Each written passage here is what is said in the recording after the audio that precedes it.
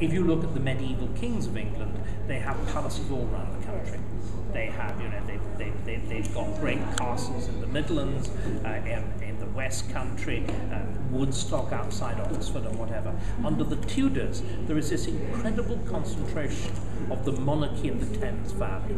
All the great palaces are in the Thames Valley, on the River Thames. So suddenly, the Thames becomes the natural highway of communication. But that must have been a sort of conscious decision to sort of concentrate power in it. Well, I think it was partly. It was also simply because the monarchy becomes very, very much more powerful. England becomes less regionalised. You focus power. If you like, it's. I would say the Tudor monarchy is a bit like a Tory government. Its strength is in the southeast. Yes. Its strength is in the southeast, and again, of course, it works very well if you have kings who are infirm, and people tend to age much more quickly than they do now. You can be transported very easily by water, whereas, remember, there are no coaches, or coaches is so uncomfortable. There are no springs. Yeah. The sprung coach only comes in the reign of Elizabeth. And it's at that point that you begin to get a very different kind of city in which you begin to turn away from the river for road transport. The reason, though, that you keep on with royal ceremony on the river is because you've got unsuitable queens. I mean, this is the most striking unsuitable queens. This is why nearly all of these processions that you look at earlier on are to celebrate queens, not kings. Have you noticed there is hardly there is I read not that somewhere, but I thought it was a mistake. No, they're unsuitable. Clearly, it all begins with Henry VIII. Henry VIII has 6 wives. Yes. If you crown 2 of them, people begin to sort of get a bit bored. You're going to crown 3, 4, 5, 6, and it becomes indecent. How can you do it?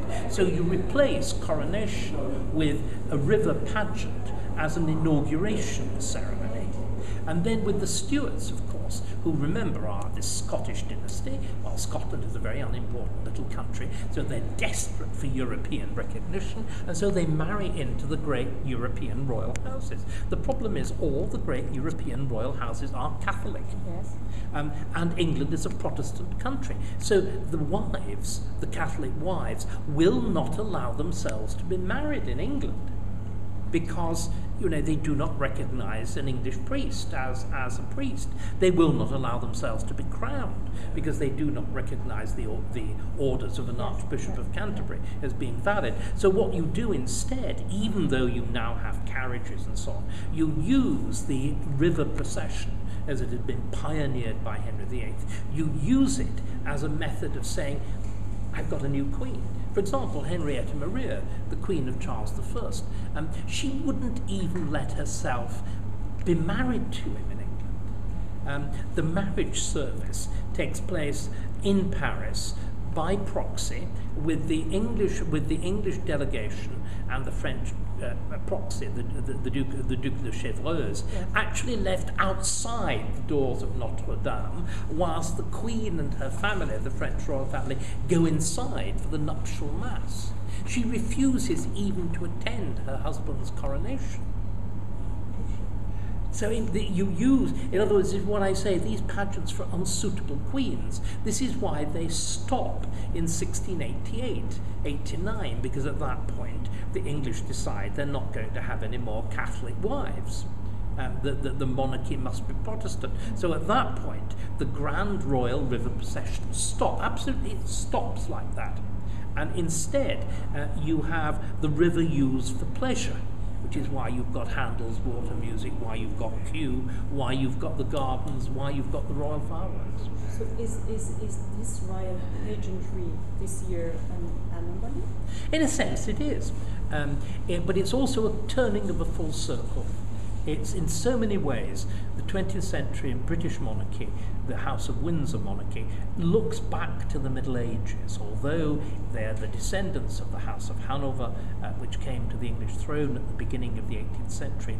This is a monarchy which is self-consciously popular and populist. It's got to appeal to a mass audience, and royal ceremony transforms at the beginning of the 20th century. I mean, for example, royal weddings. You all think you know what a royal wedding looks like. Oh no, you don't. The royal wedding of 1981, when Charles and Diana married at St Paul's. What was the last time St Paul's had been used for a royal wedding? The big four. It was the first time, wasn't it? No, it was the second time.